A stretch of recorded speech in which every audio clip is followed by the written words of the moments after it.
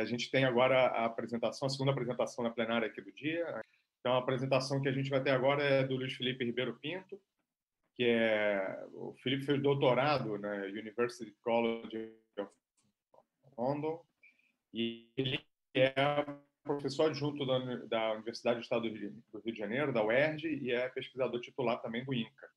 Ele foi vice-diretor-geral do INCA, foi coordenador de ensino durante muitos anos, numa fase bastante importante da consolidação do nosso programa de pós-graduação.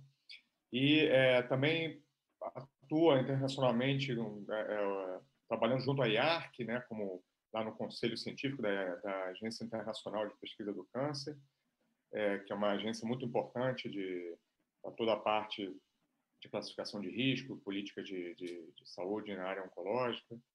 E também, nesse momento, ele está como coordenador de área da CAPES, né, para Medicina 1, que é uma área onde vários dos programas de vocês aqui estão incluídos. Então, o Felipe tem contribuições importantes nessa área que ele vai abordar hoje, que acho que é bem importante, dos aspectos de eventos moleculares, né? Ele coordena o programa de carcinogênese molecular no INCA. Então, o objeto de estudo dele são realmente esses eventos moleculares que acontecem em diferentes tumores, mas principalmente aqui nos que ele vai falar hoje, né, da parte do trato digestivo superior. E eu acho que a gente vai ter a oportunidade de ver esses dados. Acho que está um pouco alinhado, se vocês olharem a sessão toda hoje de manhã, né, o que a Maria trouxe, depois das apresentações que a gente vai ter, depois da fala do Felipe. Então, acho que está sendo uma manhã muito proveitosa. Então, Felipe, queria te agradecer, aceitar vir aqui falar com a gente nesse formato menos usual. A gente sabe que você gosta do corpo a corpo, né? E a gente também gosta, mas nesse momento é assim que a gente vai. E eu queria te agradecer pela flexibilidade aí da gente quer dizer, você e todos os demais palestrantes, da gente se adaptar a esse formato, né, tão desafiador para a gente. Ok? Felipe, muitíssimo obrigado, em nome aqui da comissão. E, bom, a palavra está contigo. Você pode, aí, como a gente disse, começar a compartilhar quando quiser, a gente começa a transmissão. Ok? Queria agradecer à comissão organizadora pelo convite, a Gabriela, Martim, especialmente o Robson, por estar à frente do Instituto, fazendo um trabalho aí extremamente importante.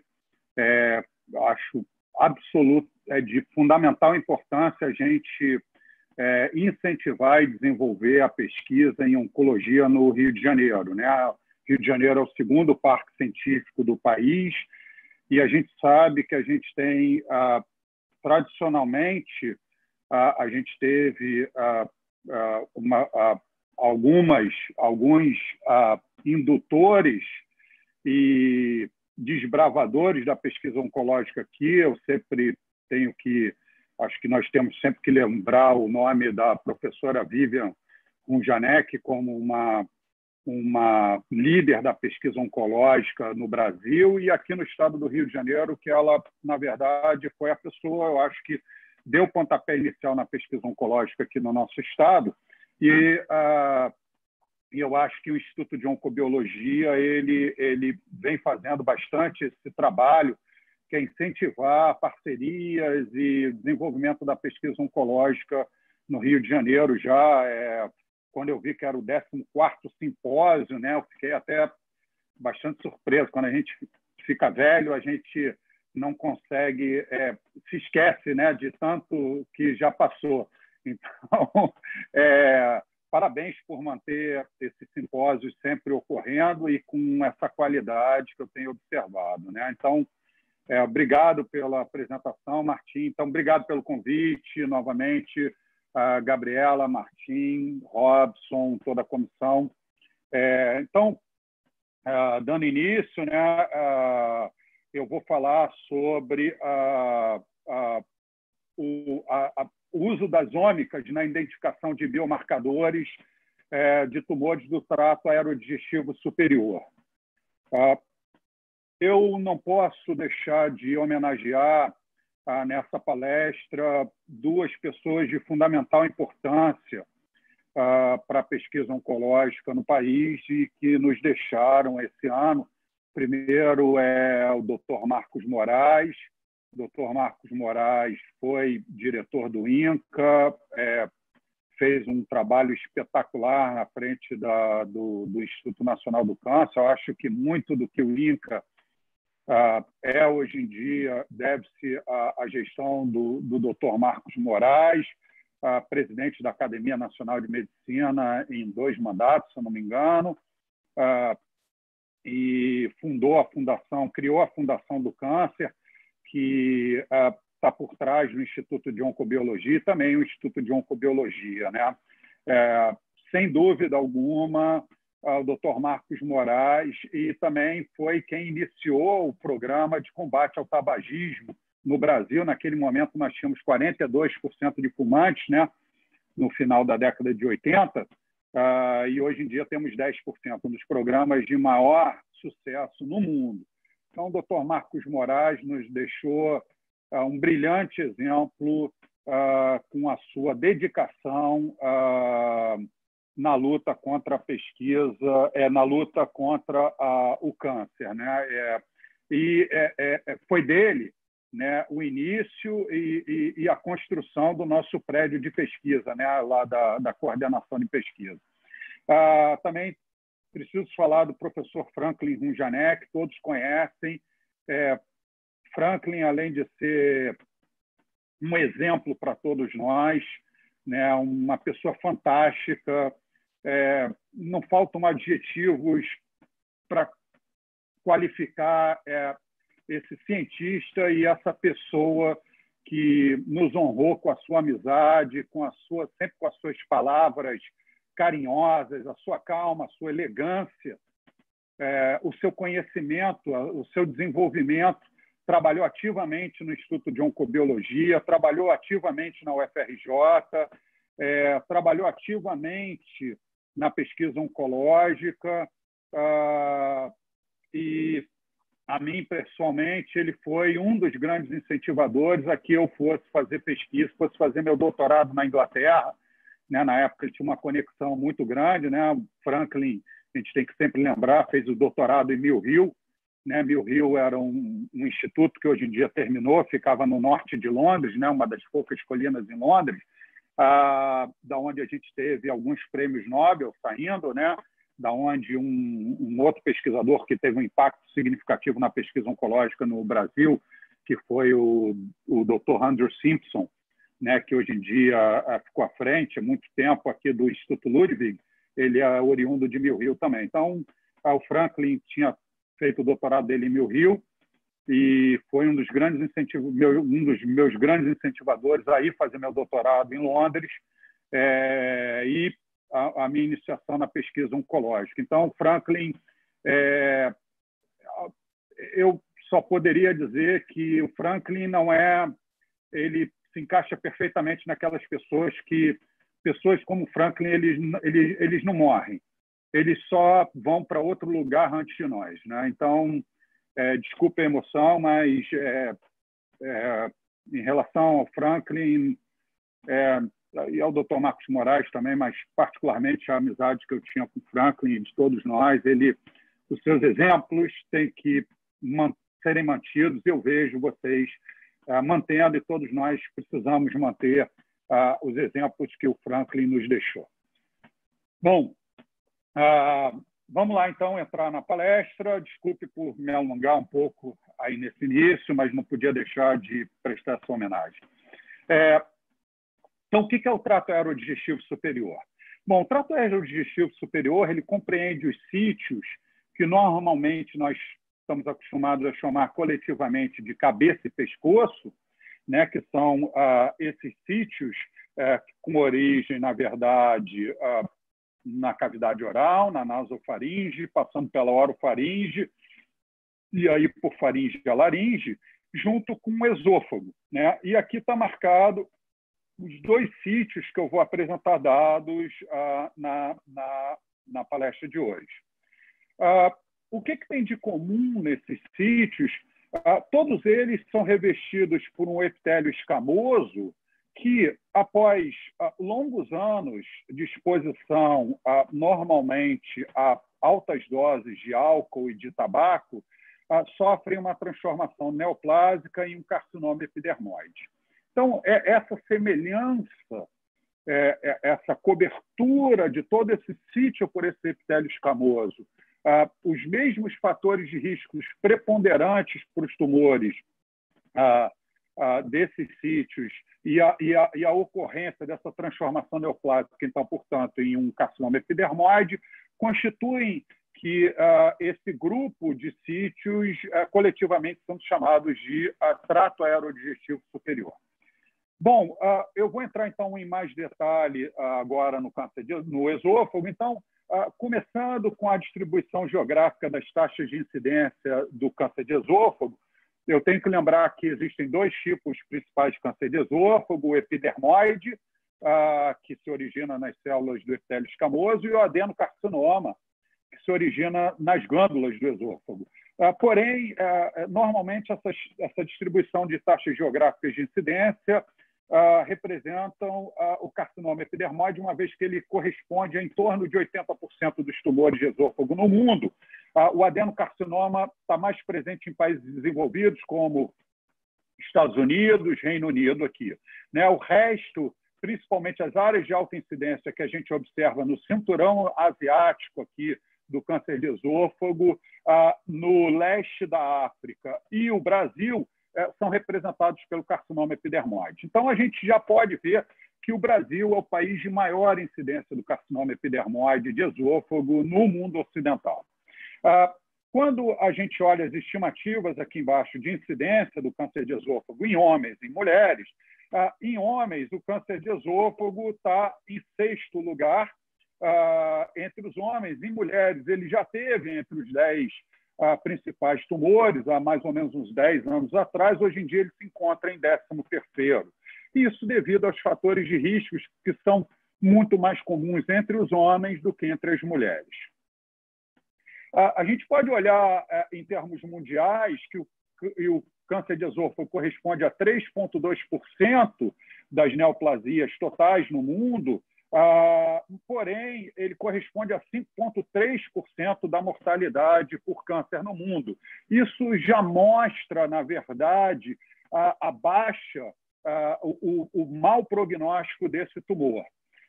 Em homens, a gente vê que ele corresponde a 4,2% dos tumores no mundo e a em torno de 6,6% da mortalidade por câncer entre homens. Entre mulheres, a gente vê que ele não entra nos principais tumores em termos de incidência, mas ele entra com 3,6% da mortalidade por câncer em mulheres. Ou seja, na verdade, a gente está falando de um câncer extremamente incidente entre os homens, mas com uma elevada mortalidade em ambos os sexos, devido ao mau prognóstico. E parte desse mau prognóstico a gente pode ter uma ideia a partir desse slide, né? Na hora que a gente olha, esse levantamento foi feito ano passado, no PubMed. Quando a gente olha, então, o carcinoma epidermoide de esôfago, essa sigla normalmente utilizada em inglês, né, de esophageal squamous cell carcinoma, a gente tem, então, 87 mortes por cada 100 casos. Quando a gente olha o câncer de mama, que é o mais incidente entre as mulheres, ou de próstata, o mais incidente entre os homens, a gente vê 31 mortes por 100 casos aqui e 28 mortes em 100 casos por câncer de próstata. E a gente vê 310 mil trabalhos publicados no PubMed em câncer de mama e quase 132 mil trabalhos publicados em câncer de próstata no PubMed. Já em carcinoma epidermoide de esôfago, a gente vê em torno de 15 mil trabalhos publicados no PubMed, que corresponde em torno de 10% dos trabalhos publicados em câncer de próstata, um câncer muito menos letal, mas muito incidente nos países desenvolvidos, e em torno de 4% dos papers publicados em relação ao câncer de mama, que também é muito incidente nos países desenvolvidos. Lembrando para vocês que tirando o Japão e a China, a gente não pode chamar mais a China de um país em desenvolvimento, né, a segunda economia do mundo, tirando o Japão e a China, o carcinoma epidermoide é uma doença de países em desenvolvimento, ou low and medium income countries, né, que é a classificação mais atual, e normalmente países em desenvolvimento são em desenvolvimento porque eles não investem em pesquisa científica para resolver seus problemas. Então, com baixa quantidade de estudos feitos no carcinoma epidermoide, o prognóstico continua bastante elevado, diferente de outros tumores que a gente tem visto um ganho prognóstico significativo, até tumores que antigamente tinham prognóstico baseado em semanas, como câncer de pâncreas, que hoje em dia o adenocarcinoma de pâncreas, que hoje em dia a gente já mede essa sobrevida em anos, né? Então, essa evolução a gente não está vendo no carcinoma epidermoide de esôfago. E a gente precisa, obviamente, gerar mais dados e mais estudos para conhecer essa doença e poder trazer soluções para ela. Bom, uma pergunta óbvia, dentre as ômicas, a gente tem feito ômicas de vários tipos diferentes, né? A doutora Sheila Coelho, que chefia o grupo de epigenética dentro do meu programa, né? Do programa de carcinogênese molecular, a gente tem feito com ela à frente vários metilomas de tumores. A gente já fez RNA-seq, até publicamos em conjunto agora com o Martim, que ele foi o autor principal, um RNA-seq em esôfago, mostrando, então, o microambiente imunológico desse tumor, né, o perfil dele, mas a gente tem se concentrado bastante em transcriptomas, então, seja por RNA-seq ou por hibridização, né, usando o chip da Affymetrix. E por que isso, né? Para tentar desenvolver biomarcadores do trato aerodigestivo superior, por que a gente não tem feito NGS, por exemplo, né? Sequenciamento de nova geração? Bom, sempre importante lembrar que esse paper, né, do grupo da doutora Annelise Borrensendale, que foi um transcriptoma com chip da Affymetrix feito com um pouquinho mais de 100 tumores de mama, foi o paper fundamental que, a partir de então, todos os outros tumores sólidos começaram a seguir o mesmo caminho, que foi o paper que classificou molecularmente o câncer de mama nos tipos que vocês veem, né? O basal-like, o RBB2, o luminal, os diversos tipos de tumores do tipo luminal, e, na verdade, com prognósticos diferentes, e que deu, obviamente, um impacto na clínica da classificação dos tumores, mais ou menos 50% dos tumores de câncer de mama são aqueles dependentes de hormônios, de receptor com uma superexpressão de receptor de estrogênio ou de progesterona, 1% de expressão na imunohistoquímica já classifica esses tumores como ERPR, e aí a gente entra com inibidor desse receptor alfa, uma pré-droga chamada tamoxifeno, ou com inibidores de aromatase, que é etapa vital para a síntese do estradiol, ou em torno de 25% dos tumores são classificados como ER2, esses 3 mais aqui positivos na imunohistoquímica, ou nos 2 mais que eles vão a FISH, na verdade, atualmente o método automatizado é o CISH, e aqueles com amplificação desse gene, eles são classificados como ER2 dependentes, e aí a gente entra com a Herceptina. Hoje em dia a gente já, inclusive, tem o genérico dele, do trastuzumab, que é um bloqueador e um tumor. Então, esse tipo de tumor que tinha um mau prognóstico se transforma num tumor agora com bom prognóstico, é curável, né? E a gente ainda tem 25% desses tumores, como aqueles classificados como triplo negativo, que não são dependentes de nenhum desses receptores, e que a gente hoje em dia está conseguindo classificar em diversos subtipos de pequenas frequências. Então, esse foi o paper-chave para a classificação de tumores, a classificação molecular de tumores sólidos. Então, essa é uma das razões. E a outra razão é que o paper publicado pelo TCGA, e aí talvez alguns não sabem, o TCGA é o The Cancer Genome Atlas Research Network, basicamente é um consórcio internacional que vem fazendo ômicas em todos os tumores e tentando classificar molecularmente esses tumores.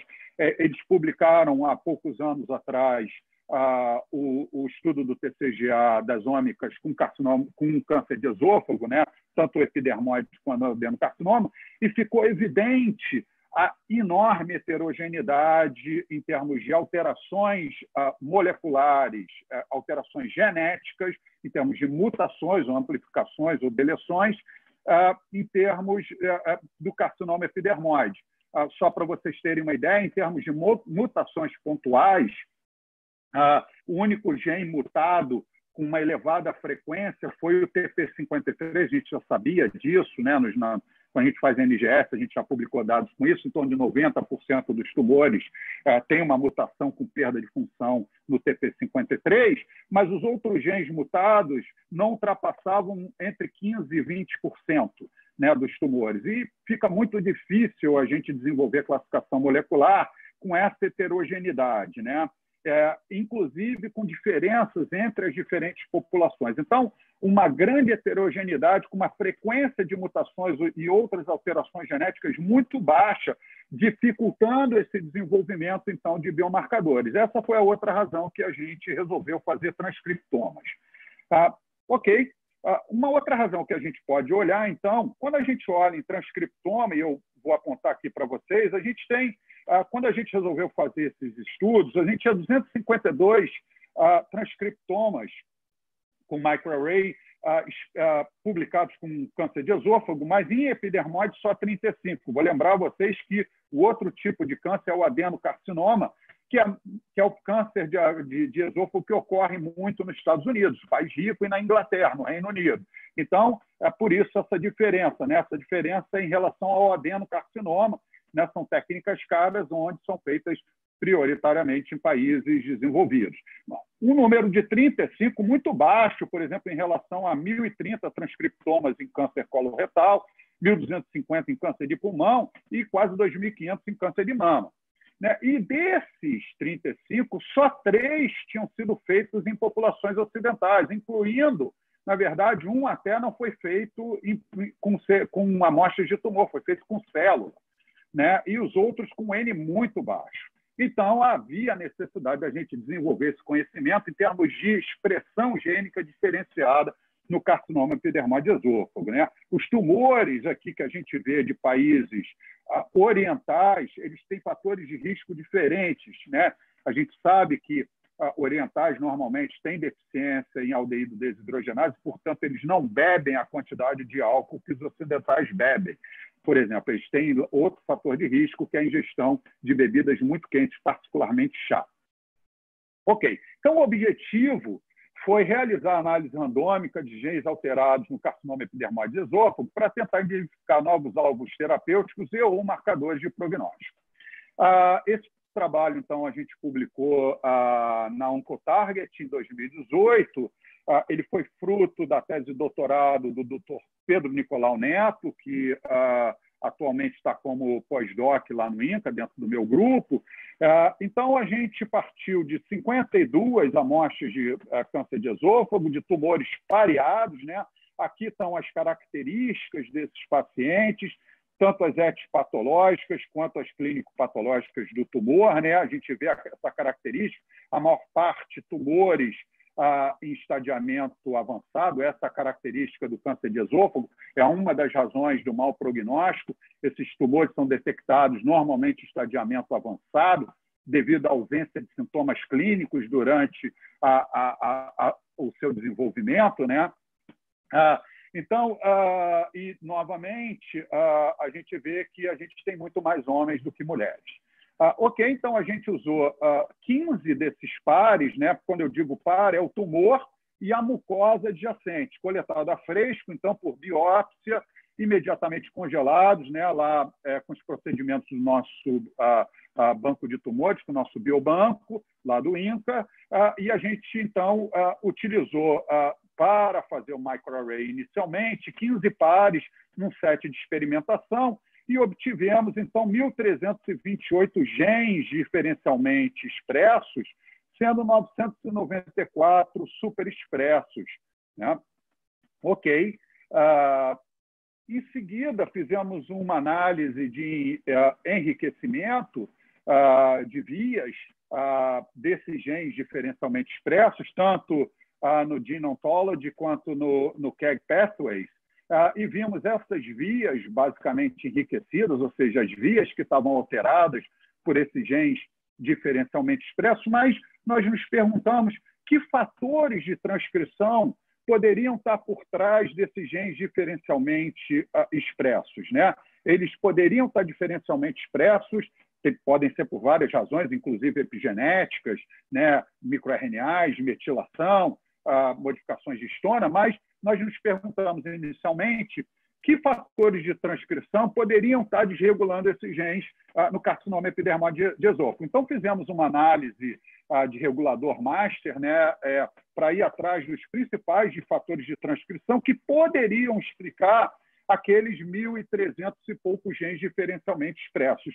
E encontramos esses fatores de transcrição responsáveis por aqueles genes diferencialmente expressos. E, dentre eles, nos chamou a atenção um gene aqui, que é o FOXM1. E por que ele nos chamou a atenção? Porque o FOXM1 é um gene-chave para a transformação neoplásica de vários tumores. Ele controla a expressão de vários genes que estão presentes em várias vias aqui, que controlam processos fundamentais para evitar essa transformação neoplásica. Então, o FOXM1 nos pareceu o gene certo para começar a nossa análise por um fator de transcrição que pudesse estar alterado e aí levando à desregulação de uma série de outros genes. Fomos, então, nas nossas amostras agora de validação, levando em conta as 52 pares, fizemos um tempo real e vimos que realmente o FOXM1 estava mais expresso nos tumores em relação à mucosa adjacente. Análise pareada, então, alto poder estatístico. Confirmamos isso por imunohistoquímica, que é uma peça cirúrgica, a mucosa adjacente, né? Vocês podem ver que a gente tem uma expressão muito maior dessa proteína no tumor em relação à mucosa adjacente. Então, confirmamos não só a expressão do gene, mas uma alta presença dessa proteína nos tumores. Fomos ver, então, os genes que são regulados transcripcionalmente pelo FOXM1, como a poloquinase 1, TV5, CDK1, CCNB1 e as metaloproteinases 9 e 12, e vimos que todos eles estavam superexpressos no carcinoma epidermoide em relação à mucosa adjacente. Então, confirmando que o FOXM1 está superexpresso nesse tumor, e os seus alvos transcripcionais também estão superexpressos nesse tumor.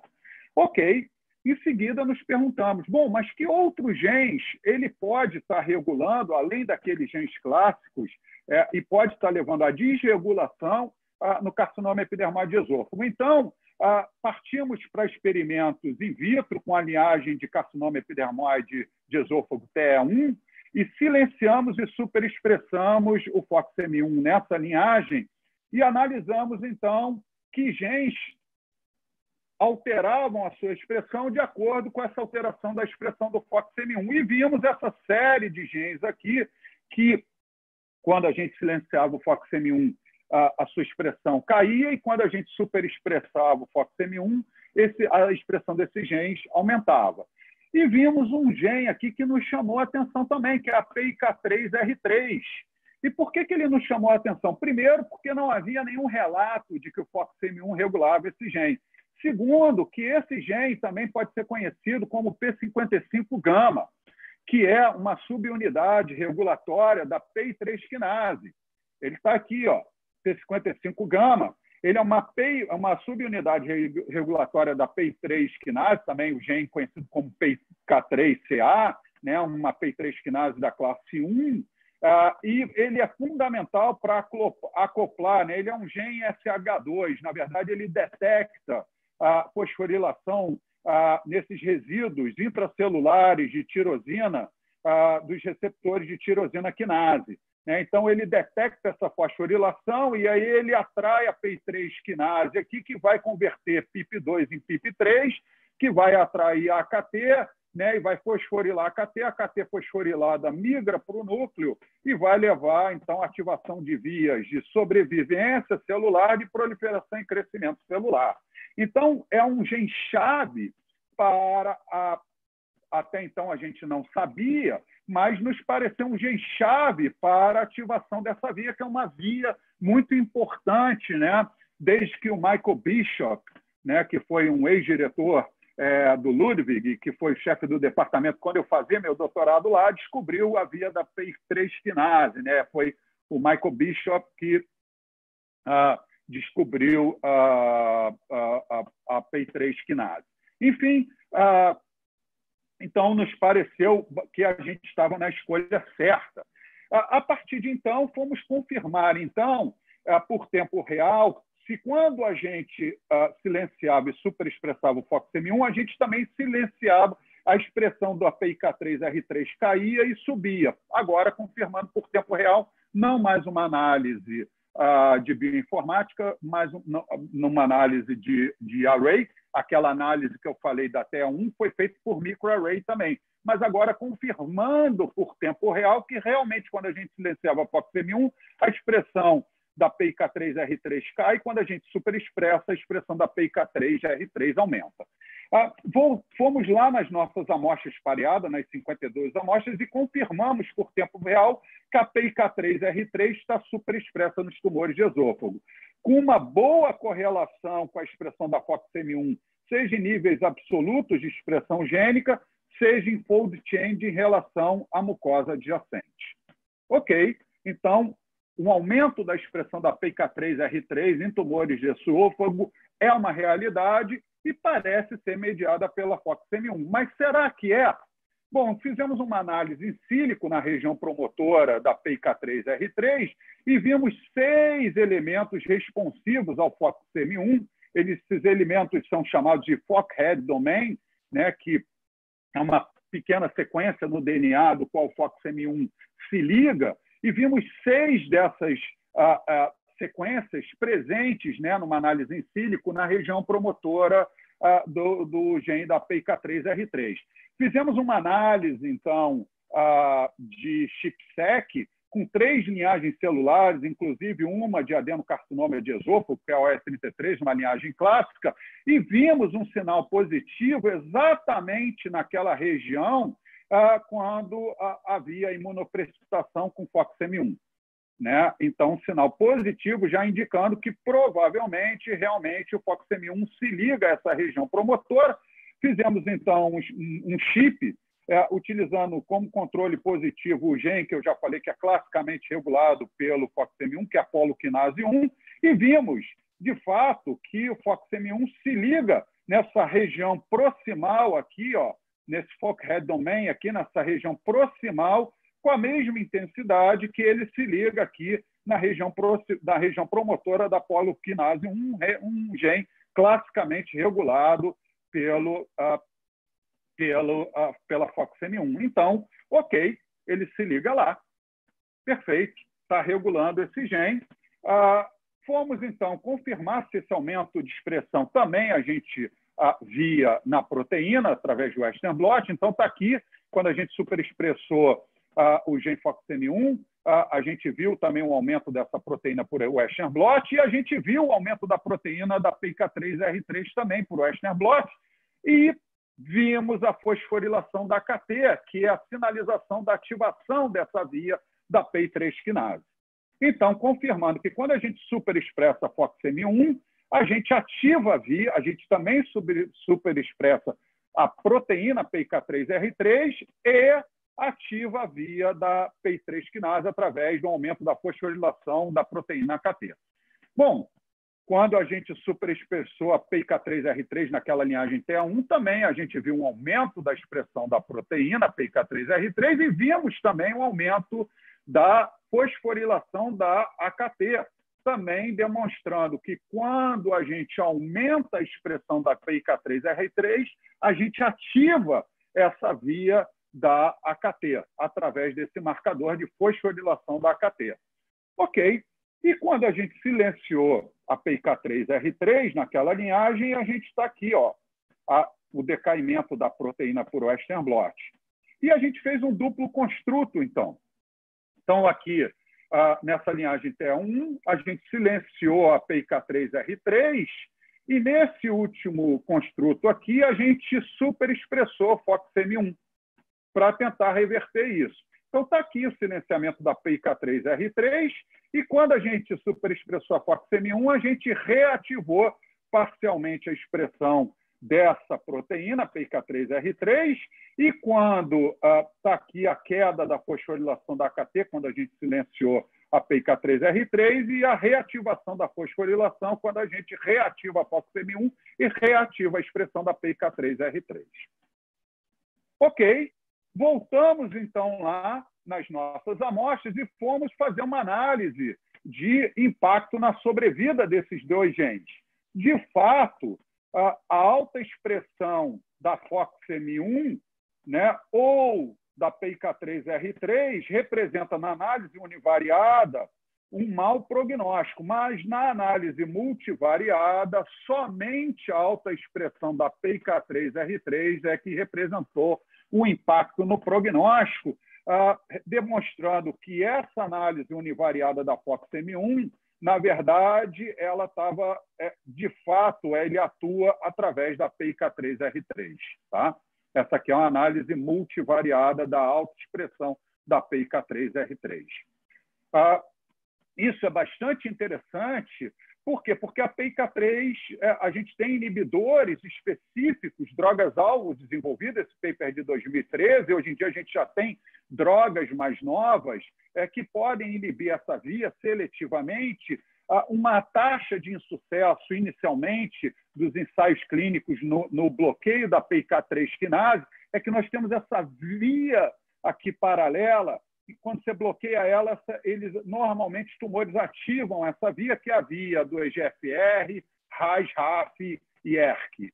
Porém, a gente já tinha publicado um paper, mais ou menos no meio, há uns 5 anos atrás, que foi a tese de mestrado de uma outra ex-aluna minha, Isabela Gonzaga, que essa via não está ativada em carcinoma epidermoide de esôfago. A gente não tem superexpressão do EGFR, nem do HER2, não temos mutação em KRAS, NOH-RAS, não temos mutação em BRAF. Nós analisamos 90 tumores pareados e não vimos mutação em nenhum desses genes RAS, em BRAF, fazendo NGS, não vimos a superexpressão de EGFR, nem mutação em EGFR. Então, essa via não está ativada em carcinoma epidermoide de esôfago e, portanto, esse mecanismo de resistência, então, em carcinoma epidermoide de esôfago, ele provavelmente não ocorrerá, aumentando a chance de bloqueio dessa via poder funcionar para carcinoma epidermoide de esôfago. Nesse momento, nós estamos fazendo, então,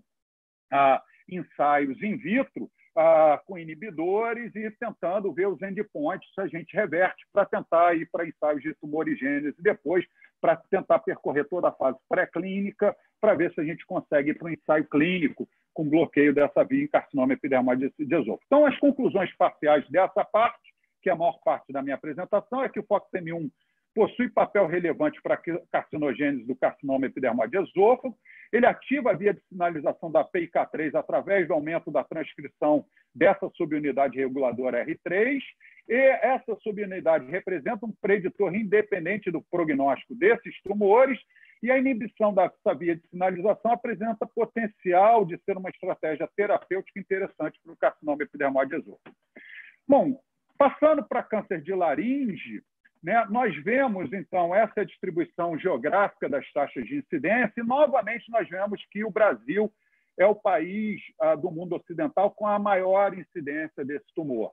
Esse tumor tem, novamente, os fatores de risco são tabagismo e etilismo. Tudo aquilo que eu falei para o carcinoma epidermoide de esôfago serve para o câncer de laringe. Poucos dados na literatura, pouco transcriptoma, tudo aquilo que eu coloquei. Lembrando que o Brasil é o 4º país do mundo com a maior incidência desse tumor. Quando a gente olha aqui nas incidências, nas estimativas de incidência de 2020, o câncer de laringe é o 9º mais incidente entre os homens e entre as mulheres ele está bem abaixo. Então, um tumor bastante relevante para a nossa população. E é um tumor, um dos poucos tumores cujo prognóstico vem piorando ao longo das últimas décadas. O objetivo foi bastante parecido, né? O mesmo objetivo que a gente teve para o carcinoma epidermoide de esôfago. E esse paper foi publicado esse ano na Cancers. Né? Essas 2 revistas têm em torno de fator de impacto de 6, a Cancers tem 6 e pouco e a Oncotarget 5 e pouco. De novo, também foi fruto da tese do Pedro, da tese de doutorado do Dr. Pedro Nicolau Neto. Então, aqui nós usamos 14 carcinomas epidermoide de laringe, 12 adjacentes, né? Fizemos, então, o transcriptoma com esse chip da Affymetrix E aqui nós encontramos um número menor de genes diferencialmente expressos, 725, quase a metade do que a gente viu no esôfago, e uma inversão. A menor parte desses genes foi superexpressa, e lá no esôfago a maior parte foi superexpressa. Fizemos uma análise com os dados da expressão do microarray desses 287 genes superexpressos e vimos que 24 deles tinham impacto no prognóstico, tá? Usando a mediana de expressão e olhando o impacto no prognóstico. Isso aqui é uma análise univariada. São esses 24 genes, então, associados com o prognóstico do carcinoma de laringe,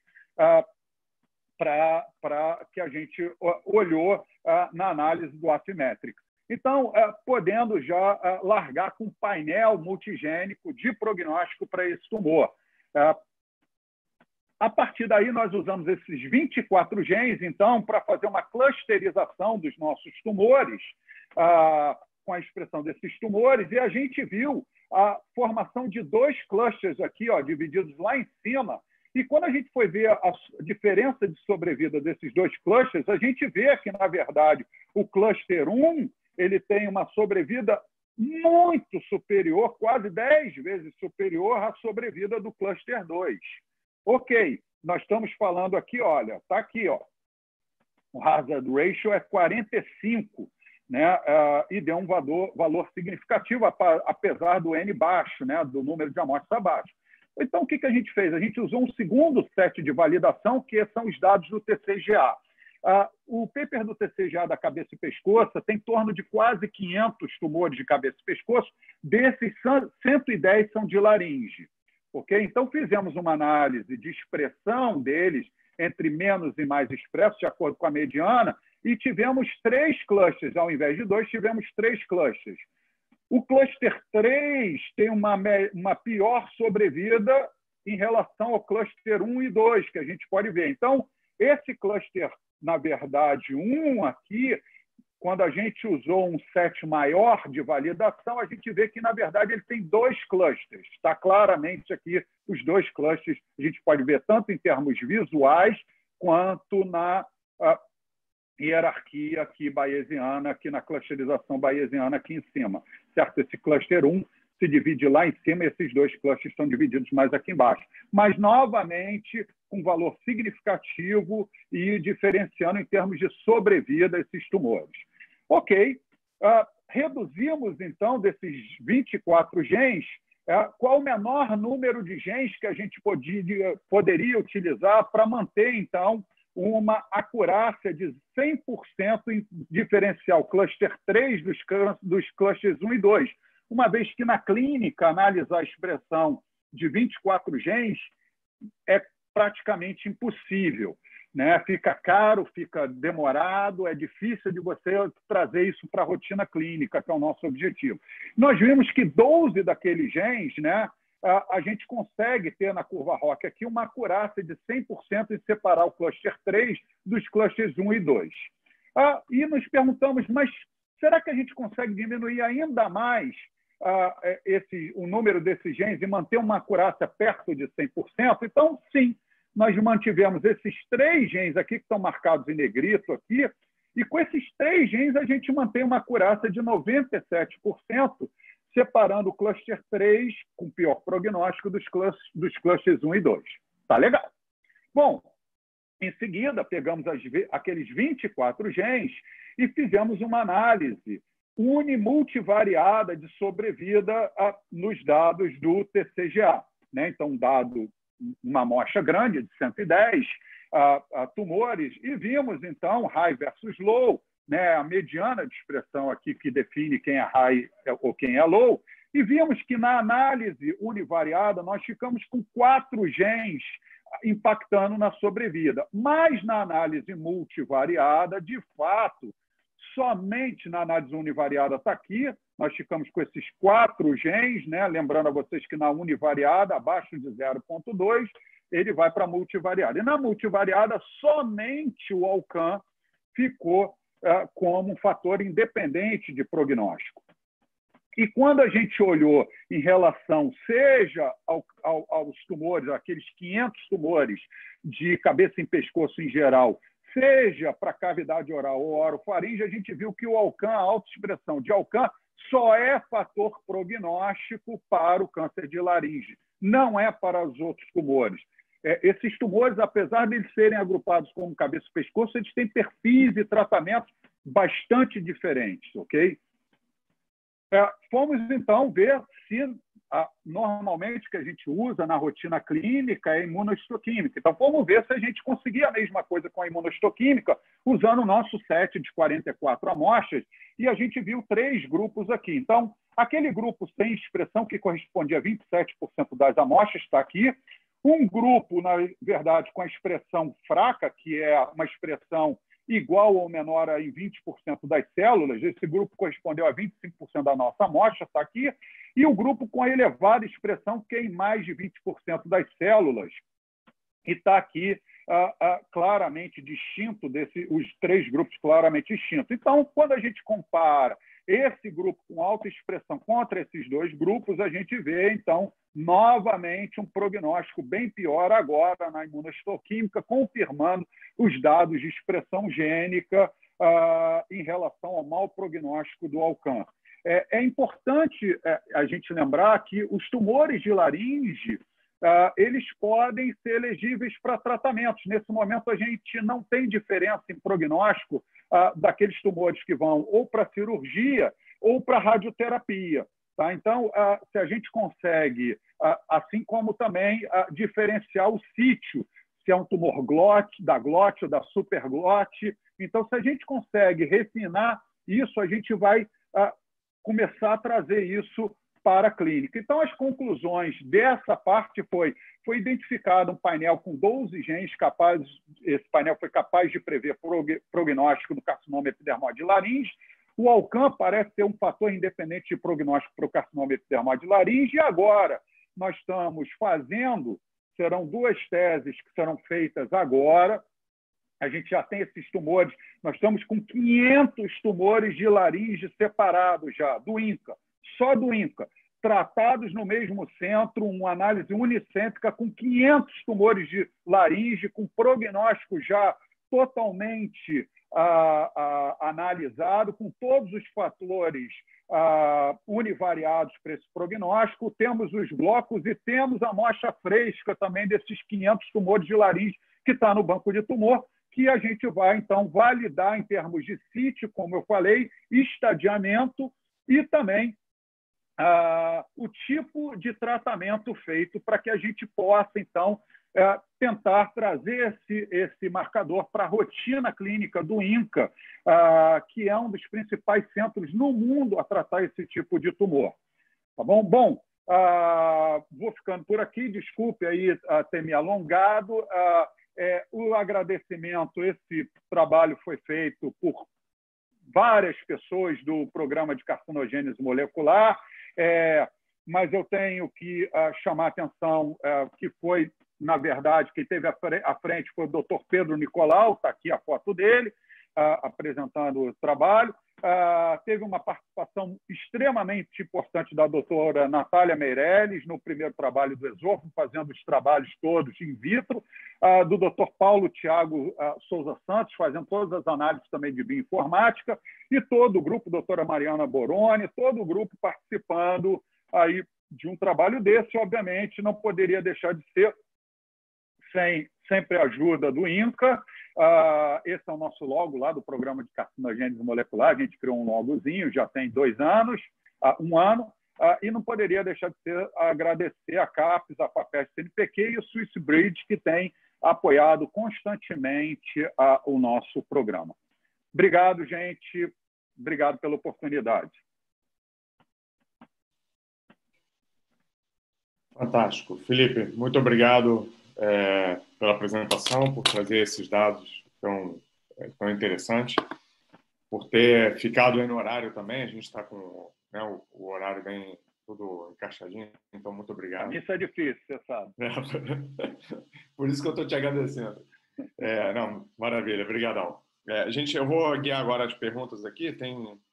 Deixa eu olhar aqui no primeiro chat lá na plataforma, já temos uma primeira pergunta do Robson.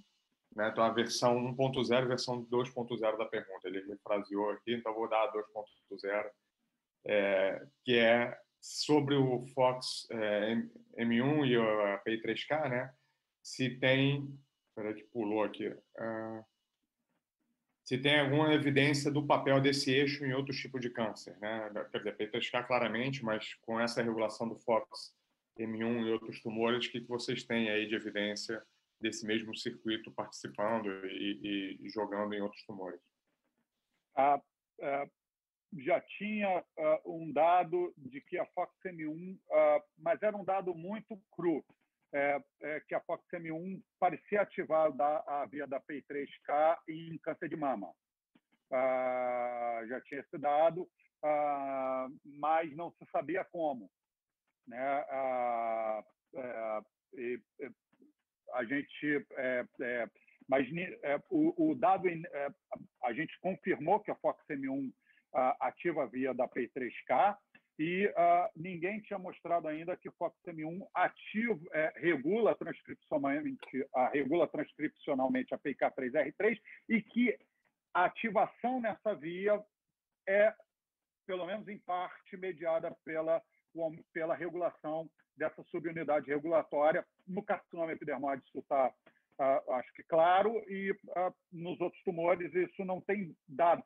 Quando a gente identificou a PIK3R3, né, que é a P55-gama, de todas as unidades, as subunidades regulatórias ou catalíticas, né, lembrando que a PI3-quinase, que a gente chama PIK3CA, né, que é a PI3-quinase, é a unidade catalítica, né? Ela precisa estar junto com a unidade regulatória. Pelo menos na classe 1 ela precisa estar, senão ela não consegue fosforilar o PIP2 e PIP3. E a P55-gama é a subunidade que se conhece menos das unidades da PI3-quinase. Quando a gente publicou esse trabalho, em 2018, se eu não me engano, haviam menos de 10 trabalhos mostrando o impacto da PI3K-R3 em termos de regulação e do papel dele na ativação da veia da PI3-quinase. Então, esses são o ineditismo desses dados.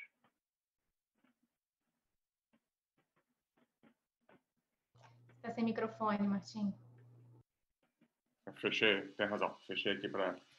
Tem uma pergunta aqui do Marcelo. Parabéns, Felipe. Uma pergunta: alguma evidência da diferença dos perfis de expressão desses tumores com viés hereditário versus esporádico? Né? Essa é a pergunta dele. Bom, Marcelo, é Marcelo Alex? Ou... Marcelo Alex. Marcelo Alex. Bom dia aí, Marcelo. Assim, a questão da hereditariedade dos tumores do trato aerodigestivo superior é algo que é algo de debate. Essa é uma pergunta bem interessante. Por quê? Porque, na verdade, primeiro a gente tem que lembrar, como eu falei, que são tumores normalmente de países em desenvolvimento, e nos países em desenvolvimento é tumor de pobre, então bastante pobre. O nível socioeconômico, por exemplo, em termos de 85% dos nossos pacientes não têm o ensino básico completo. Tá? Então, são semi-analfabetos, né? Ou analfabeto funcional, né? O que é chamado no Brasil analfabeto funcional. Então, e a gente sabe que o nível socioeconômico pode ser um proxy do nível de escolaridade. Então, e aí é muito difícil esse tipo de análise. Existem alguns trabalhos, particularmente na Ásia, na China, indicando uma certa, um pequeno percentual de tumores que poderia ter um impacto hereditário. Isso para esôfago. Para laringe, basicamente nada em cabeça e pescoço. Para esôfago, tem um pequeno percentual na China ligando ao BRCA, principalmente ao BRCA2. Mas são dados que, com N pequeno, a gente não consegue ter confirmação disso. Então, essa questão da hereditariedade é uma questão para esôfago que continua em aberto. existe uma análise bem interessante que foi feita por um grande amigo, que é o Pierre Hanot. Ele orientou a doutora Natália no doutorado dele. Ele era lá do IARC, um grande amigo meu, hoje em dia é o diretor do Instituto de Câncer de Grenoble, que é logo ali do lado de Lyon, em que ele fez um levantamento dos pacientes com câncer de esôfago da China. Aquele cinturão que a gente olhou ali, na verdade, em termos hereditários, aquele cinturão do câncer asiático do esôfago é uma realidade, é uma curiosidade. E ele está muito sobreposto ao reino mongol, né? E a gente tem que lembrar que 7% daquela população que habita em toda aquela região é descendente direto do Gengis Khan. 7%, ou seja, ele era um grande reprodutor ali naquela região. Então, tá tipo a história dos tropeiros aqui, né?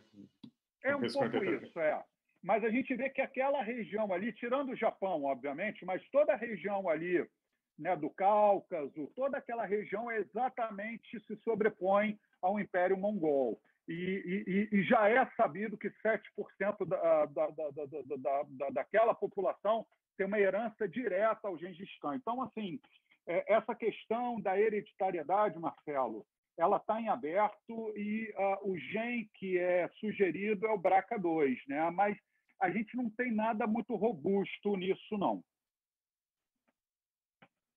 Felipe, a gente está, na verdade, a gente já estourou, mas tem uma última pergunta da Mariana Boroni. Eu vou botar aqui, vou te pedir se a gente puder ser breve para a gente manter no máximo horário. Está dizendo aqui, excelente palestra, perguntando se vocês pensam avaliar os marcadores prognósticos também em amostras sanguíneas. Sim.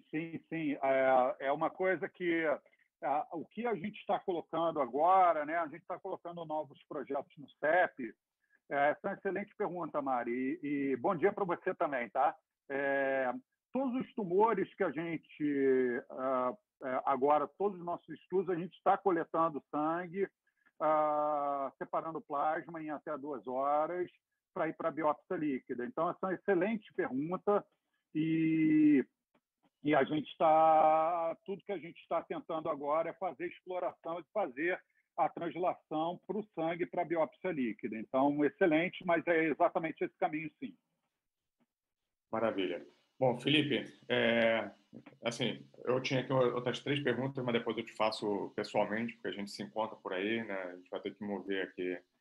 Se quiser, pode mandar para o meu e-mail também. Avançar no programa aqui, mas aí depois a gente conversa. Cara, muitíssimo obrigado de novo. E, bom, para o pessoal, a gente vai fazer uma pausa de 2 minutinhos só para a gente fazer a troca aqui das apresentações na plataforma e a gente volta já. Felipe, muitíssimo obrigado. Um grande abraço. Obrigado a vocês. Obrigado a todo mundo aí que assistiu.